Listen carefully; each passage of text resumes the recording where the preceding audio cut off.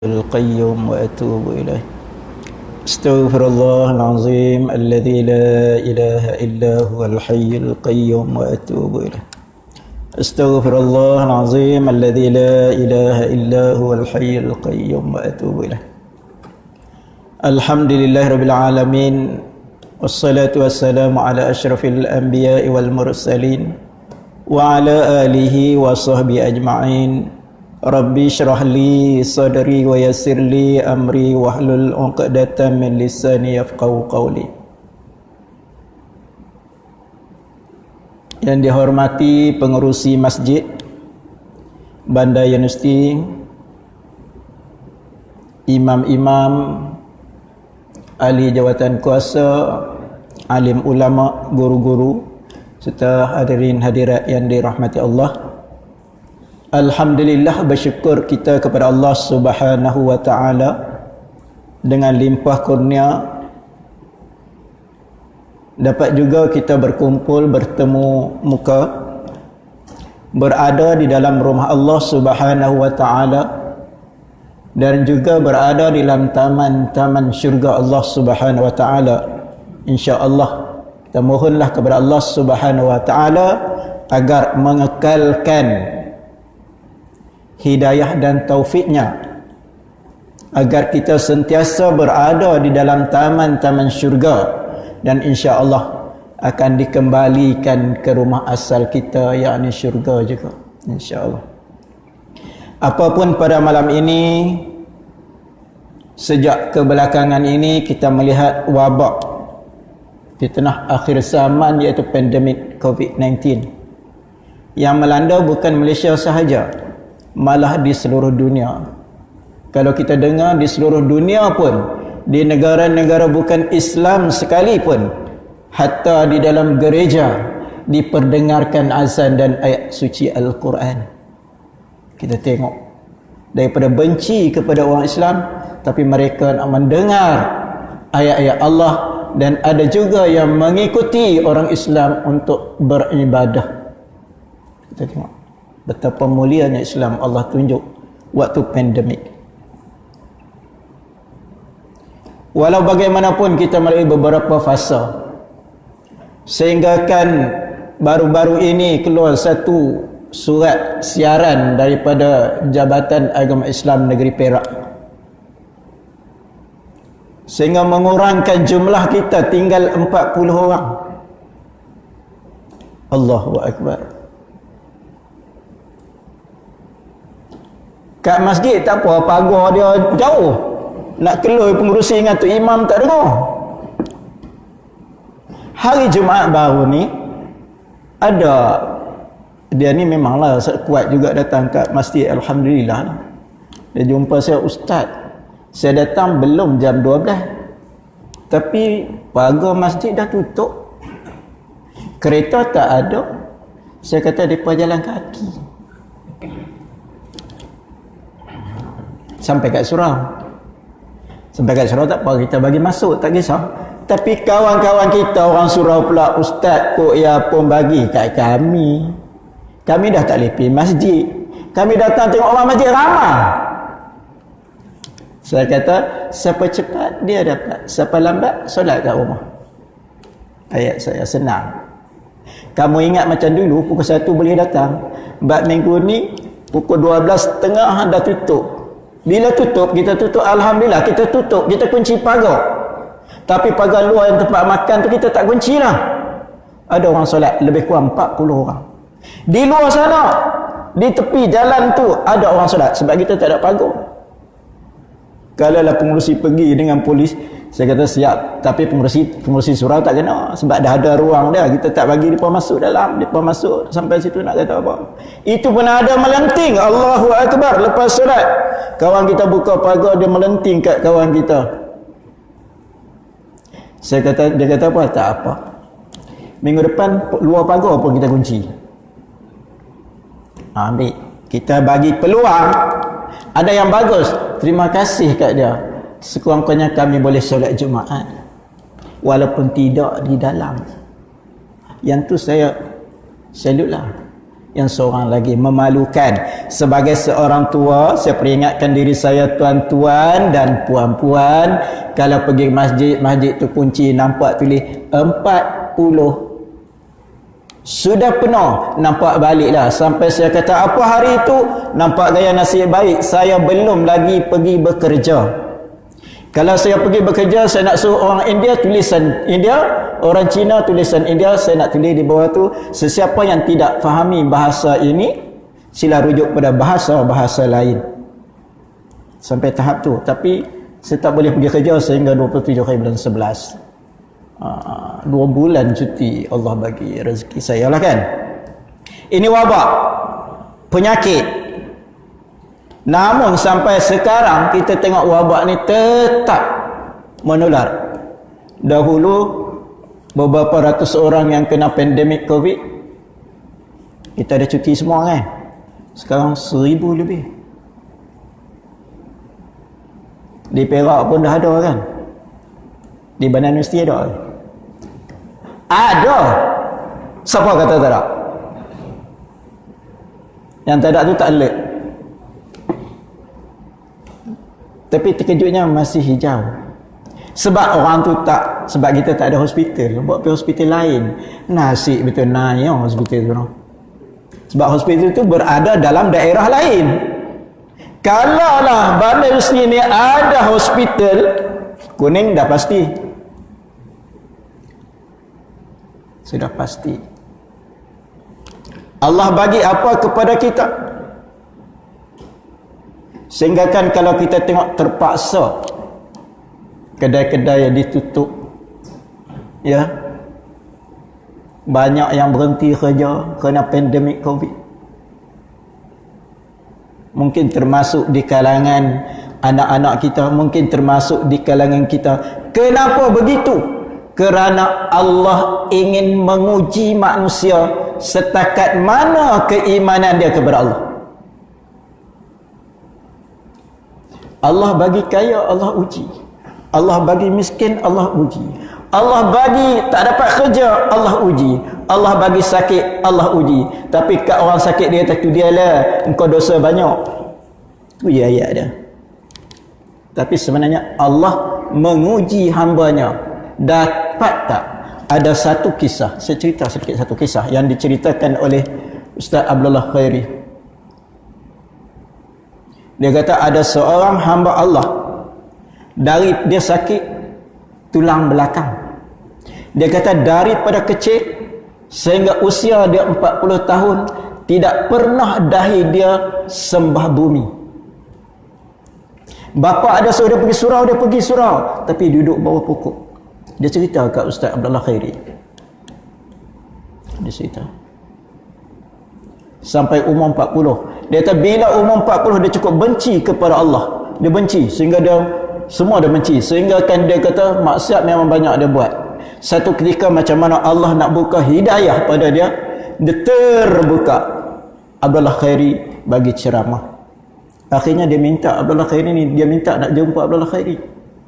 Dia kata bermula saat itu Ustaz, baru aku sujud kepada Allah. Ni malam ni jumpa Ustaz, baru aku nak sujud kepada Allah ni malam ni. Tu Allah uji. Dia kata baru dia tahu Allah uji kita bagaimana. Ni pandemik Covid ni Allah uji kita. Tapi alhamdulillah orang masjid ni dia ikut SOP cukup. Walaupun kadang-kadang kita tengok kat surau tu tahun awal-awal dulu kan, sebelum yang teruk ni 40 ni ikut SOP, tapi SOP hanya itu sajalah. Dari segi umat manusia tu sampai keluar lah kan. Sembahyang Jumaat pun sampai keluar, sampai bawah pokok kelapa. Ni Allah uji. Kita tengok 8 bulan Allah uji kita. Apa kita buat? Allah uji kita. Kalau kita tengok sirah-sirah Nabi yang terdahulu pun Allah uji umat yang terdahulu. Bukan sikit, banyak. Kita tengok malam ni, waktu ada 40 makmum yang boleh datang, wanita tak boleh datang ya. Baru malam ni kot wanita datang. patut sujud syukur dapat datang. Kita dengar di belakang sehingga kan ada hamba-hamba Allah dijumpa saya, ustaz nak tanggung dosa saya kah kerana saya tak sembahyang? Saya kata, kau tak sembahyang kau tanggunglah. Ada pula saya nak tanggung. Sembahyang jemaah, berjemaah wajib ke tidak? Wajib ke tidak? Tak wajib kan? Takut nak jawab, ngaji tiap-tiap malam. Wajib tidak? Tak wajib. Kalau wajib, hak tak datang tu kita pakai tu bakar rumah. Daripada ikut hadis Nabi bakar. Ada orang pegayat tu. Ni musim pandemik Covid dia jumpa kita, Nabi pun suruh bakar. Muka dia pun baru nampak malam tu. Kalau kita cakap dia marah lah kan. Ni waktu ini. Tapi bila Allah bagi peluang, pengurusi kata datang ke surau, ada lebih kurang kalau ikut hari biasa 300 lebih ya. 400 campur perempuan. Kalau macam-macam ini mana 300? Ya. Tak penuh juga 3 baris ya. Datanglah. Orang suruh datang tak mau datang. Bila bunyi 40 dalam WhatsApp tu macam-macam.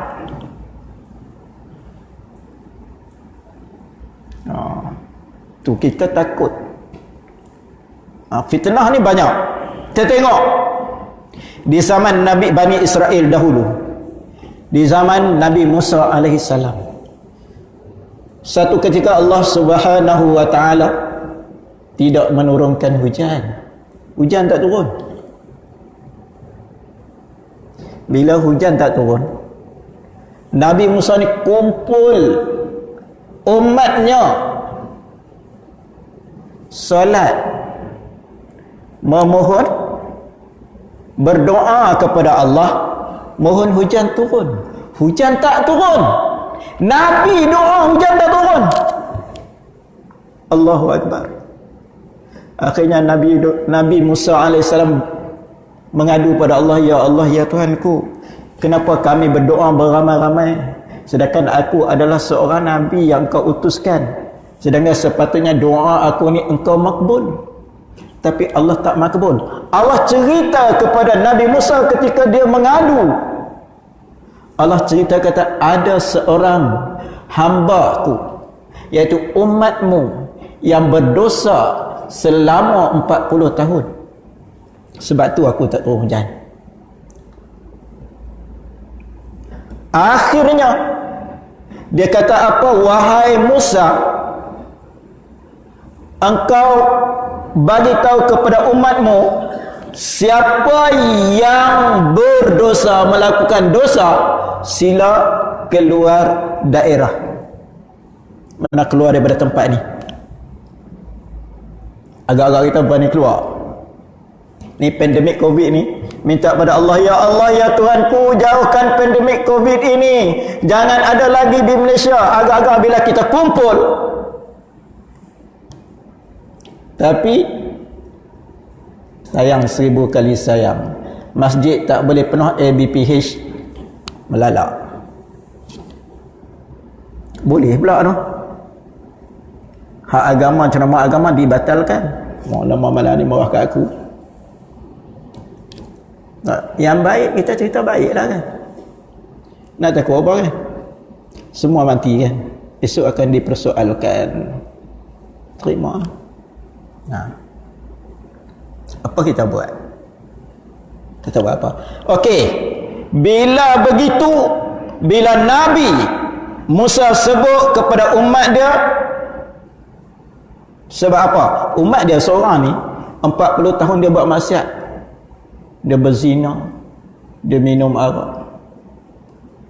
40 tahun, bayangkan 40 tahun. Lama mana? Seorang je. Bukan tak ramai. Seorang. Kerana seorang hujan tak turun. Buat maksiat. Maka bila dia tahu, dia duk tengok, tak ada siapa keluar. Dia pun takut juga, malu juga. Lama malam itu dia bermunajat pada Allah, ni yang berdosa.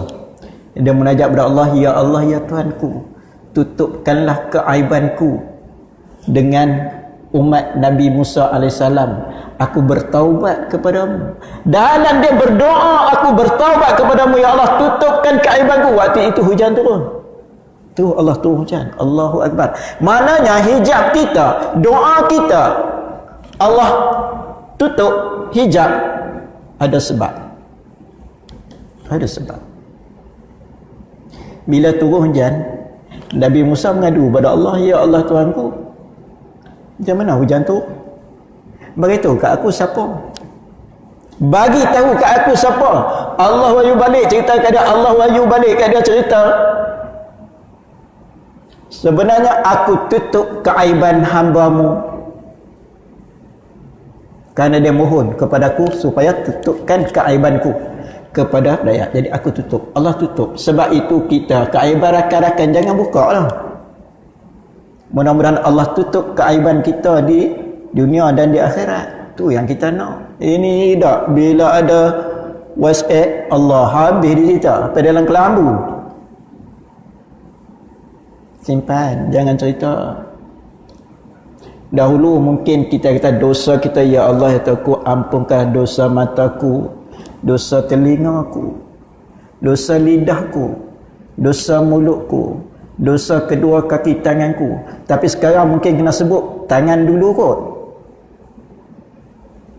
Sebab apa? Banyak kat ni, kat WhatsApp, dia tak kira waktu. Betul tak? Cuba tengok waktu Jumaat.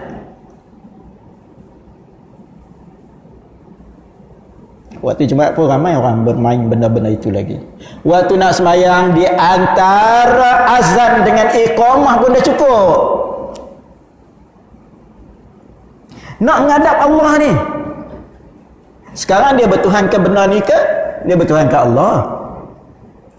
Tak sampai 5 minit, berhentilah sekejap. Sebab tu kadang-kadang doa kita payah nak dimakbul oleh Allah. Kita takut itulah.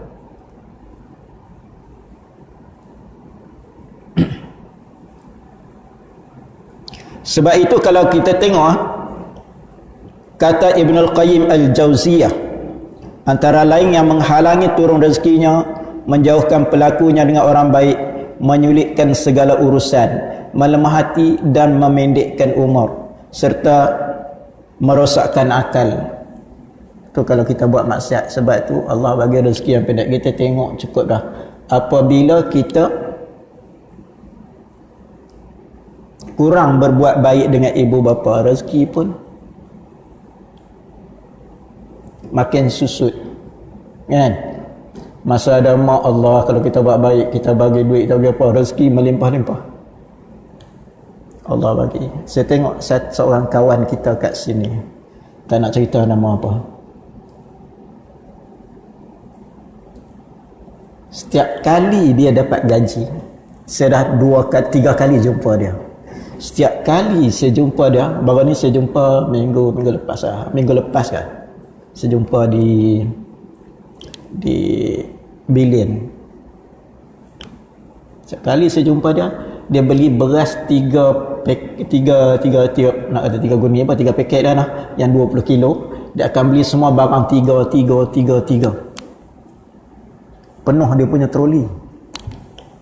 Saya tanya dia, dulu saya tanya dia, untuk siapa banyak sampai sebulan sampai 3 kampik ni? Itu pun 3 minyak, 3 mak, makan minum apa, minyak sawit pun 3 botol 5 kg, 15 kg. Dia tak ada, Ustaz. Sebenarnya setiap kali saya dapat gaji, buat 3 bahagian. 1 bahagian untuk mak mentua, 1 bahagian untuk mak saya, 1 bahagian untuk saya. Allahu Akbar. Sedangkan dia ada anak 5. Bagaimana dia buat? Kerja cikgu gaji berapa kan? Nak pula yang jenis tak ada ijazah lagi lah kan? Bukan kita nak peleceh dia, tapi cikgu ni seorang yang baik lah. Cikgu sebenarnya dia mulia. Kita kena mulia dia. Ni. Sebab itu maka di sini, kalau kita tengok, saya menyerulah kepada terutama sekali pakar-pakar yang dari universiti, terutama sekali universiti yang terdekat dengan kita, ada 2U. Kalau boleh buatlah kajian tentang masjid dan surau. Boleh, kalau boleh buat tu agak dia punya assignment dia tu membolehkan kita sembahyang lebih ramai. Bagaimana dia nak buat? Sebab ada sebab.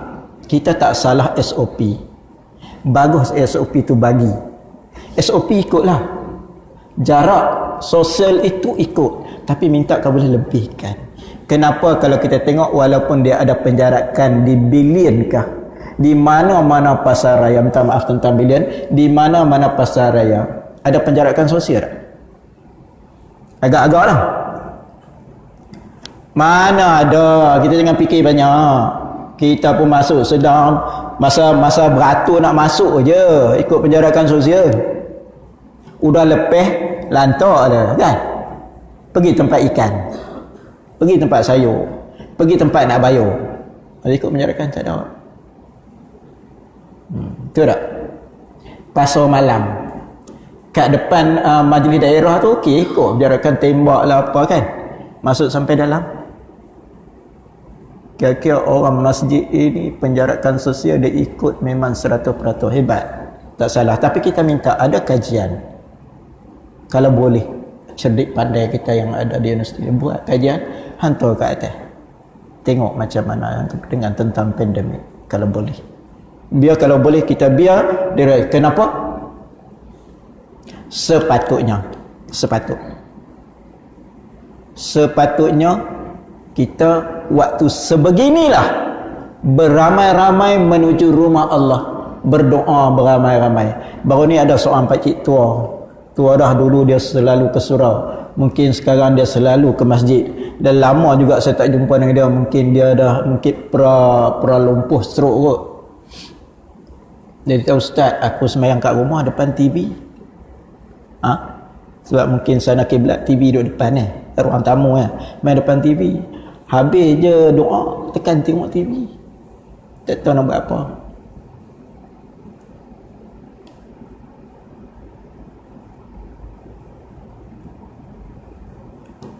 Nak pergi masjid surau tak boleh, tambah pula umur 70 ke atas lagi dah. Dia kata orang sakit tak boleh pergi. Aku sakit kak, aduh tak tahu nak kata apa, tapi datang jugalah. Kita ikut, mudah-mudahan Allah memberi peluang dan ruang kepada kita. Tapi walau bagaimanapun sebenarnya berlaku juga masjid, rumah Allah, minta maaf malah ni tak masuk Tanbihul Ghafilin, cerita sikit tentang ini. Masjid dan rumah Allah dalam sejarah kita memang pernah kosong. Tapi masjid kita taklah pernah kosong juga. Ada juga sekurang-kurangnya dulu berapa orang? 13 orang. Ya? Awal-awal 3, lepas tu 13. Okey juga. Tak kosong juga dah ada. Tapi di zaman sejarah silam, kita tengok juga pada tahun, kalau kita buka 1317 Masihi kan, pernah diceritakan Mesir tak ada orang semayang di masjid. Waktu itu wabak taun turun. Dan kalau kita lihat pada tahun 448 Hijrah telah berlaku wabak taun dan juga kemarau yang dahsyat di Mesir, di Andalus. Ini Imam Az-Zahabi rahimahullah yang wafat pada tahun 748 Hijrah juga pernah menyebut, sehingga semua masjid tutup.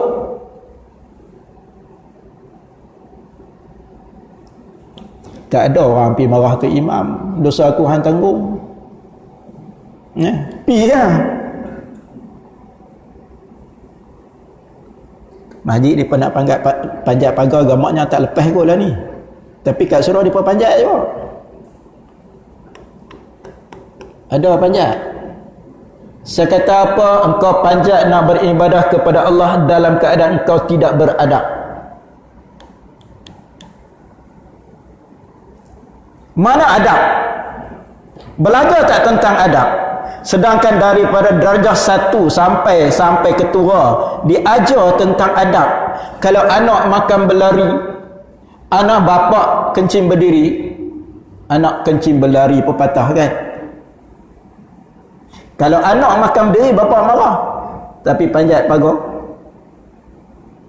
boleh pula. Orang tua dah pencing, kenapa nak panjat pagar? Orang dah tulis 40 cukup lah, balik dah. Sebab apa? Ada Allah bagi hikmah di pandemik Covid ni. Kenapa? Pernah tak kita jadi imam pada anak isteri kita? Pernah, alhamdulillah lah. Cuba jadi waktu maghrib tengok. Kok ya pun tak pernah, tak boleh nak baca, ambil waktu zuhur dengan asar, tak dengar kan. Nak ambil maghrib saya duk qul huwallah, bini pun dah nak jemu abang syik qul huwallah aja kan. Ambil maghrib, ambil zuhur asar, tak dengar, senyap.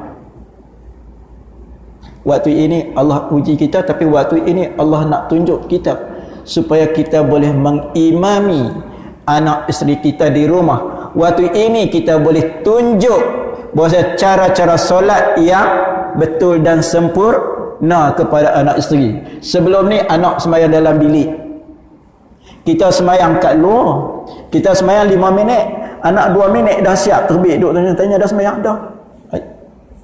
Kejut dia. Kita tak tahu apa dia baca. Yang nak tanggung kita lah si suami. Masa tu kita nak dengar, masa tu lah kita nak bertazkirah, masa tu lah kita nak baca kitab pun boleh. Tak reti kitab ustaz, buku banyak, buka je baca. Masa tu kita nak tadarus Al-Quran bersama anak isteri. Ini baca pun gagap. Tak apalah orang tahu ustaz, aku gagap pahala banyak daripada ustaz yang baca laju. Iyalah, orang buat kelas Al-Quran tak datang, orang buat kelas pengajian pun tak datang. Datanglah dengar apa yang orang bagi. Begitu juga kita tengok sehingga semua masjid tutup. Kenapa? Sampai seorang pun tak ada yang mendirikan solat di dalam masjid. Sebab itu tahun itu dinamakan tahun kelaparan yang dahsyat. Ni kalau kita tengok dalam Syarah Alam An-Nubala, Imam Ibn Jauzi Al-Baghdadi rahimahullah ta'ala juga turut menyebut yang serupa berlaku di Iraq. Di Iraq berlaku, kosong masjid. Waktu itu wabak taun dan juga kemarau. Kosong, tak ada siapa. Malaysia pernah berlaku macam tu? Tak pernah kan? Jadi apa pun kita cuba, selagi mana kita boleh memenuhkan masjid, Allah dah bagi peluang dan ruang. Buat masa sekarang dalam ini saja untuk lelaki 300 lebih, waktu Jumaat boleh sampai 400 lebih. Datang beramai-ramai. Awal dah sikit. Ini tu imam dah baca khutbah baru nak sampai. Kalau tak percaya dulu, kalau datang kat surau Bandayu, dah masuk rakaat yang pertama baru nak sampai, dah bunyi kereta masuk kawasan baru nak sampai.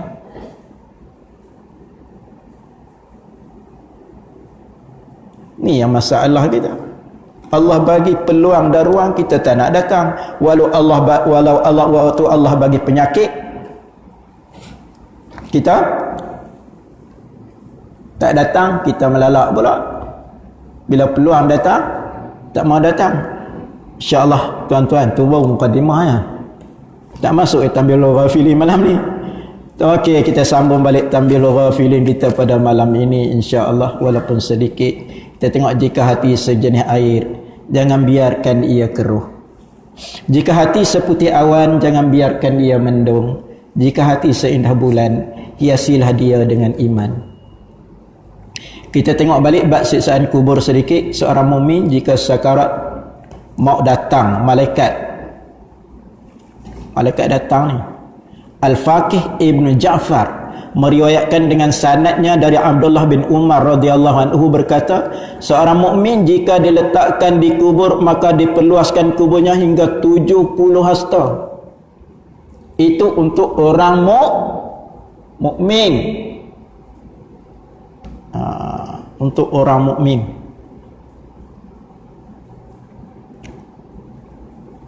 Dia kata An-Nasai juga meriwayatkan daripada hadis Abu Hurairah radhiyallahu anhu, jika datang malaikat maut untuk orang mukmin, malaikat rahmat, dia datang, dia bentangkan kain sutera. Maknanya waktu kita nak mati tu Allah dah tunjuk dah kita nak ke mana.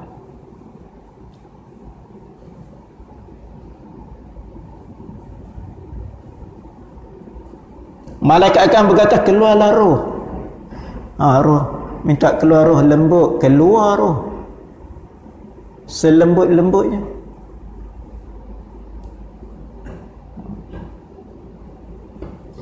Dia kata, hai jiwa yang tenang, ya ayatuhan nafsul mutmainnah, irji'i ila rabbiki radiyatan mardiyah, fadkhuli fi ibadi wadkhuli jannati.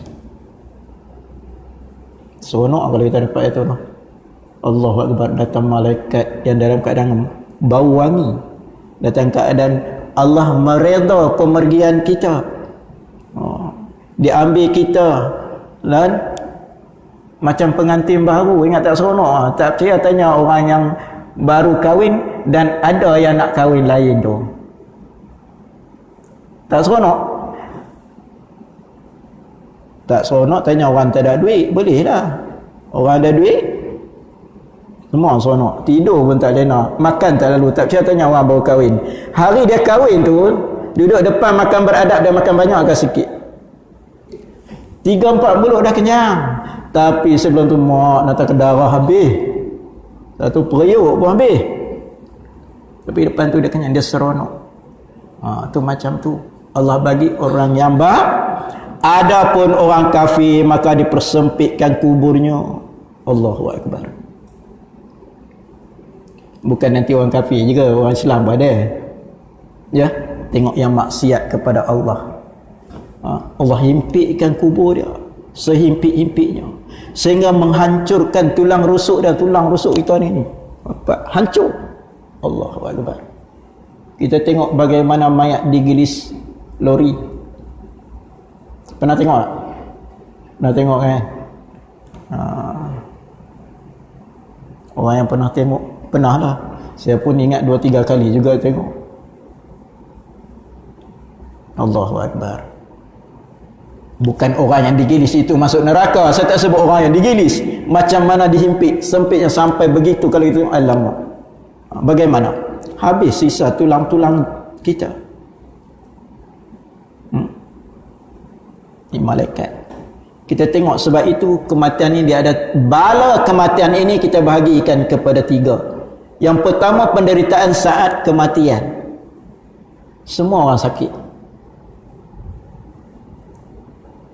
Kita dengar dekat mana-mana. Pernah saya ceritakan 3 hari 3 malam orang meraung sebelum mati. Sakit nak mati. Tengok orang nak mati, kita pergi. Sebab tu orang dekat-dekat nak mati, cuba kita buat tahlil kat dia. Jangan pula ila hadratin Nabi Mustafa Muhammadin sallallahu alaihi wasallam depan dia. Kan tengah kuat tangan diketuk kepala kita. Kita tengok. Tahlilan dia la ilaha illallah. Kan? Yang nak baca Yasin, bacalah Yasin. Kita tengok bagaimana. Teruk tak teruk? Pernah tengok tak mayat yang menggelumpas kulit dia? Baru mati tapi kulit menggelumpas. Pernah tengok? Tak pernah. Baru mati tak sampai sejam, kulit dia tergosok itu menggelumpas, kelulung kulit dia, bukan isi dah kulit. Allahu Akbar. Terkejut. Saya pernah tengok yang tu depan-depan. Allah nak tunjuk, tapi saya tak ada cerita lah di mana. Itu keaiban orang. Cuma pernah tengok. tu. Derita tak nak dicabut nyawa sampai ke tahap itu, derita. Dan kalau kita tengok juga yang kedua ialah diperlihatkan malaikat maut sehingga datang perasaan takut dan ngeri. Diriwayatkan juga oleh Ibrahim Khalilullah, beliau berkata kepada malaikat maut, maukah engkau? Ibrahim Khalilullah nak tengok Allah, nak tengok malaikat maut. Wahai malaikat, aku nak tengok muka engkau, tapi nak tengok muka engkau yang engkau mencabut nyawa orang kafir.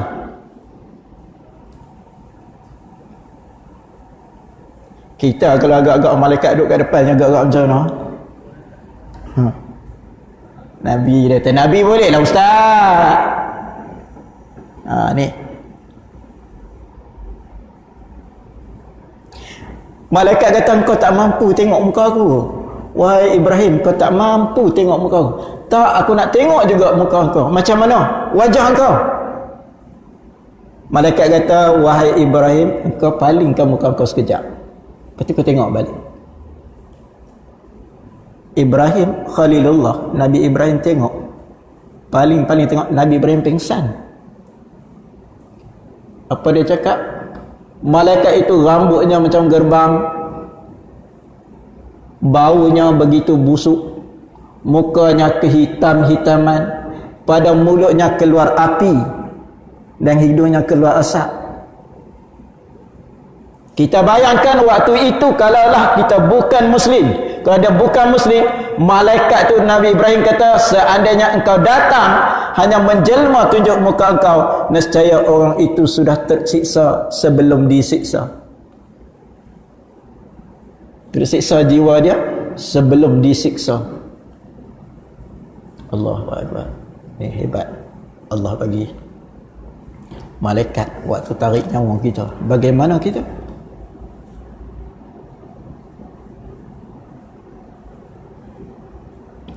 Begitu juga dengan Abu Hurairah pernah meriwayatkan daripada Nabi SAW menceritakan bagaimana Nabi Daud AS. Nabi Daud rupanya seorang cemburu.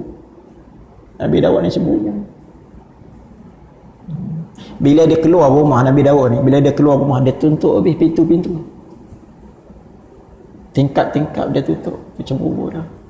Satu hari dah balik-balik tengok ada orang lelaki dalam rumah. Agak-agak apa berlaku? Kalau kita lah, apa berlaku? Tapi Nabi Daud ni tanya, siapa? Malaikat ni cerita, aku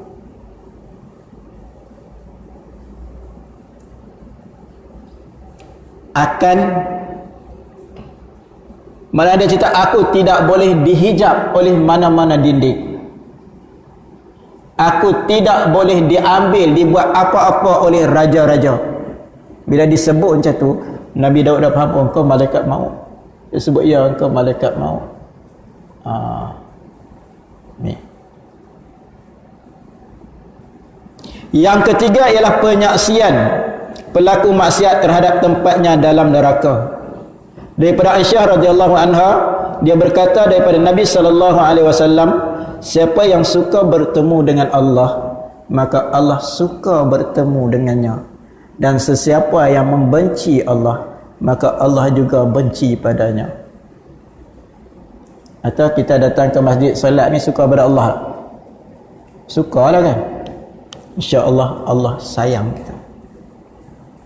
Cuma janganlah bila kita nampak makruk masuk sini, halau dia balik. Pak makruk tu macam dulu ni kan, cari sana sini, tak sempat nak jahit, datang solat. Udahlah dia punya seluar cari di atas dekat paha pula tu. Jangan marah dia, bagi dia solat. Lepas tu jumpa dia, cakap baik-baik. Sebab itu kadang-kadang anak-anak muda ada susah nak datang. Mungkin sifat kita kurang mendekati anak-anak muda. Dia datang semua-semuanya bakal jenazah.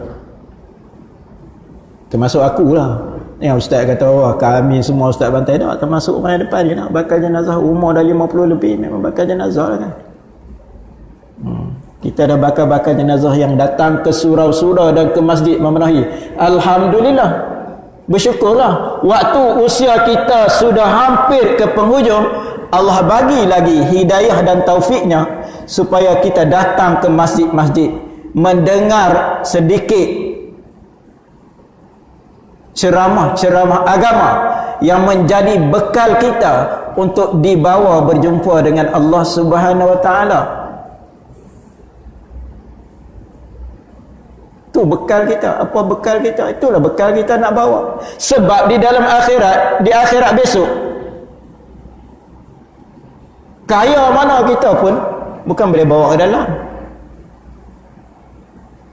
Ada rumah 4-5 biji tak boleh bawa juga ke dalam untuk dijadikan harta benda kita, untuk dibuat timbangan. Sedangkan duit kita tak guna waktu itu. Yang guna apa dia? Amal soleh kita. Tu duit kita, tiket kita. Sebab itu sama duit kita, cuba kita pergi ke China. Laku tak duit kita? Cuba kita pergi AS, laku tak duit kita? Tak laku. Kena tukar kat Malaysia dulu sikit. Kita bawa. Kita jangan lupa. Jangan bagi Allah benci pada kita. Sikit je malam ni lah. Dah azan ya? Dah masuk kan? Dah masuk. Tak apalah. Kita berhenti setakat ni lah. Di mana siapa yang suka bertemu Allah, insya-Allah Allah suka bertemu dengan kita, dan siapa yang benci pada Allah, Allah juga benci bertemu dengannya. Yang tu yang kita takut. Mudah-mudahan berdoalah kepada Allah Subhanahu wa taala agar dia dapat memberi hidayah dan taufik kepada kita. Bukan kita saja minta, jangan minta kita saja. Minta kepada keluarga kita, kedua ibu bapa kita, pada sahabat rakan, kepada kaum muslimin muslimat. Jangan minta untuk diri itu orang kedekut. Kita minta untuk semua. Mudah-mudahan Allah bagi yang baik itu datangnya daripada Allah Subhanahu wa taala. Yang kekurangan dan kelemahan itu adalah datangnya daripada sendiri. Saya mohon maaf kepada tuan-tuan dan puan-puan. Seandainya apa yang saya cakapkan pada malam ini dia boleh mendatangkan kerunsingan atau agak-agak menyakitkan hati tuan-tuan dan puan-puan, saya mohon ribuan kemaafan. Dan juga saya mohon maaf kepada semua ahli masjid kerana sebelum ini saya tak dapat untuk berkuliah di sini atas sebab-sebab kesihatan. Tapi alhamdulillah lah, sekarang ni dah sihat dah kot. Rezeki Allah bagi, menguji saya sedikit sahaja. Ingat 5 hari cukup 2 bulan. Cukup 2 bulan Allah bagi, insya-Allah. Wabillahi taufiq wal hidayah. Assalamualaikum warahmatullahi wabarakatuh.